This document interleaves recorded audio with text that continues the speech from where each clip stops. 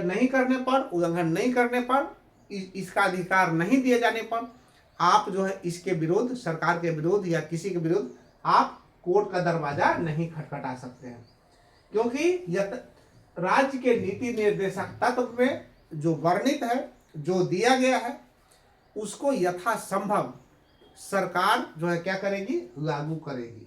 Means सरकार के पास जितने संसाधन होंगे उस संसाधन के अनुसार क्या करेंगे, उसको लागू करवाएंगे। उसके विरुद्ध आप कहीं भी कोई शिकायत नहीं कर सकते हैं कि संविधान, अमुक संविधान के अनुच्छेद इतना में क्या है, राज्य के नीति निर्देशक तत्व में यह वर्णन है, आइए जो है प्राप्त नहीं कराया गया है, ये नहीं दिया गया है। ठीक है, इस तरह से हम देखें कि राज्य के नीति निर्देशक तत्व वाद योग्य नहीं है, जबकि फंडामेंटल राइट क्या है, फंडामेंटल राइट वाद योग्य है। मीन्स फंडामेंटल राइट के विरुद्ध अगर फंडामेंटल राइट का हनन होता है, आपको फंडामेंटल राइट का अधिकार नहीं दिया जाता है, तो उसके विरुद्ध आप जो क्या कर सकते हैं, आप कोर्ट जाने के लिए स्वतंत्र है, आप कोर्ट जा सकते हैं। तो इस तरह से बताएं, अगर इसी पैमाने पर देखें तो राज्य के नीति निर्देशक तत्व का वर्गीकरण 3 भागों में किया गया। कितने भागों में किया गया है, 3 भागों में। कुछ समाजवादी विचारधारा से ओतप्रोत है, तो कुछ देखेंगे गांधीवादी विचारधारा से ओतप्रोत है, और उसके कुछ अनुच्छेद जो है उदार या बौद्धिक विचारधाराओं से ओतप्रोत है। जैसे अब देखेंगे कि संविधान का अनुच्छेद 38 देखिए या 39 देखिए, 39A देखिए, 41, 42, 43, 43A, 47, ये सारे अनुसंधान जो संसाधनों का समान वितरण की बातें करता है, सबों के लिए आर्थिक, सामाजिक, राजनीतिक न्याय की बातें करता है, समान कार्य के लिए समान वेतन की बातें करता है, बुढ़ापा में पेंशन की बातें करता है, बेरोजगारों को रोजगार की बातें करता है। तो ये सारे चीजें, आर्थिक समानता की बातें करता है, ये सारी चीजें देखेंगे कि समाजवादी विचारधारा से ओतप्रोत है। जबकि संविधान का अनुच्छेद 40, 46, 48, 43B, अगर ये सारे अनुच्छेदों का अवलोकन करें तो पाएंगे कि ये सारे गांधीवादी विचारधाराएं से ओतप्रोत है।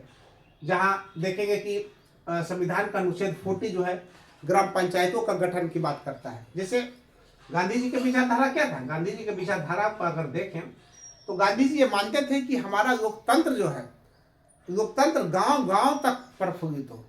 मीन्स लोकतंत्र का जो है हवा गांव गांव तक पहुंचे, और इसीलिए तो उन्होंने क्या किया था, ग्राम पंचायत का गठन किया था।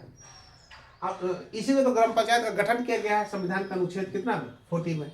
जैसे चरखा से सूत काटना क्या है, मीन्स आज प्रत्येक व्यक्ति आत्मनिर्भर होने का उनका सपना था कि प्रत्येक व्यक्ति क्या हो, अपना खुद अपना रोजगार करे, अपना पेट जो है पालने का व्यवस्था खुद करे। तो इसी तरह देखे होंगे कि उन्होंने क्या किया था, चरखा से सूत काटना को अनिवार्य किया था। तो उसी कुटीर उद्योग, छोटे छोटे उद्योगों को उन्होंने बहुत बढ़ावा देने की बात करते थे, लघु उद्योगों को बढ़ावा देने की बातें करते थे। उनका मानना था कि अगर प्रत्येक व्यक्ति आत्मनिर्भर हो जाएगा तो फिर बड़े इंडस्ट्री, बड़े को बहुत ज़्यादा जरूरत नहीं है, क्योंकि हर व्यक्ति की आवश्यकता की पूरी होगी। तो इस तरह से देखेंगे कि इसमें ये सारे अनुच्छेद में 40, 46, 48, 43B, ये सारे में कहीं ग्राम पंचायत का गठन की बातें हैं, तो कहीं कुटीर उद्योगों की बातें हैं, कहीं नशीली दवाओं के सेवन पर प्रतिबंध, शराब के सेवन पर प्रतिबंध, ये सारे की बातें की गई है। SC, ST, OBC को शिक्षा, आर्थिक मदद की बातें की गई है। तो इस तरह से देखेंगे कि संविधान का बहुत सारे अनुच्छेद जो है गांधीवादी विचारधारा से ओतप्रोत है।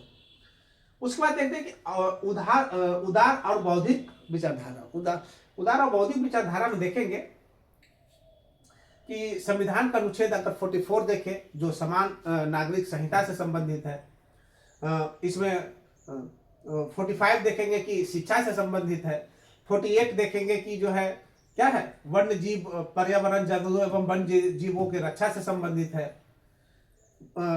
इसमें से 51 जो है, 51 जो है साफ साफ कहता है कि दुनिया में शांति व्यवस्था रखने के लिए क्या होना चाहिए, आपसी सद्भाव होना चाहिए, आपसी प्रेम होना चाहिए, और सभी देशों के बीच में आपसी एक रिश्ता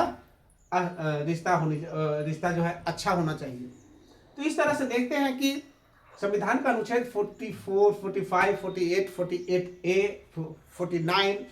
49 जो हमारे धरोहर के रक्षा की बातें करता है, उसका जो सुरक्षा की बातें करता है।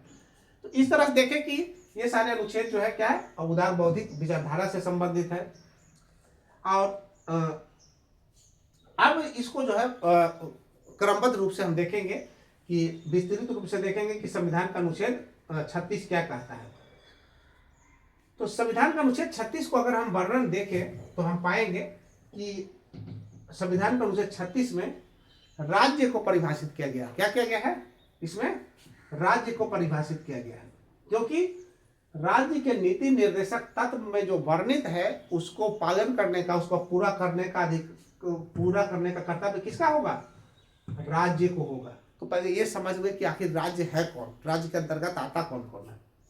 तो राज्य के अंतर्गत भारत सरकार, जिसमें लोकसभा राज्यसभा आते हैं, राज्य सरकारें आती हैं जिसमें विधानसभा है, नगर पालिका, ग्राम पंचायत, जिला बोर्ड, और वे सारी संस्थाएं जो सरकार के नियंत्रण में है या तो सरकार के काम करती है, जैसे ONGC, भेल, गेल, LIC, ये सारे जो है बड़ी बड़ी कंपनियां हैं जो सरकार के लिए काम करती है।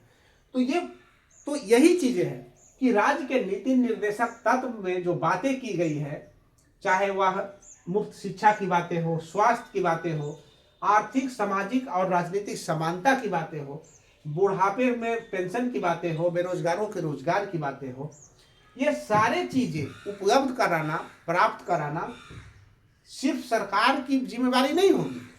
ये सिर्फ सरकार की जिम्मेवारी नहीं होगी, बल्कि ये राज्य की जिम्मेवारी होगी। ये सारे जितने सुविधाएं की बात की गई है, कल्याणकारी सुविधाएं की बात की गई है, वो सारे चीजों को लागू करना सिर्फ जो है राज्य, ये सारी चीजों को लागू करना सिर्फ सरकार की जिम्मेवारी नहीं होगी, बल्कि राज्य की जिम्मेवारी होगी। और राज्य के अंतर्गत क्या क्या आते हैं? ये बड़ी बड़ी कंपनियां ONGC, सेल, भेल, गेल से लेकर नगर पालिका, ग्राम पंचायत, जिला बोर्ड से लेकर राज्य सरकारें और केंद्र सरकारें सारे हैं। तो राज्य के अंतर्गत ये सारे आते हैं। तो ये सारे की जिम्मेवारियां हैं राज्य के नीति निर्देशक तत्व के अंतर्गत जो वर्णन किया गया है, चाहे वो मुफ्त शिक्षा की हो, स्वास्थ्य की हो, आर्थिक, सामाजिक, राजनीतिक समानता की हो, या फिर बेरोजगारी की हो, पेंशन की हो, ये सारे को लागू करने की जिम्मेवारी ये सारे को है, ना कि सिर्फ राज्य की है।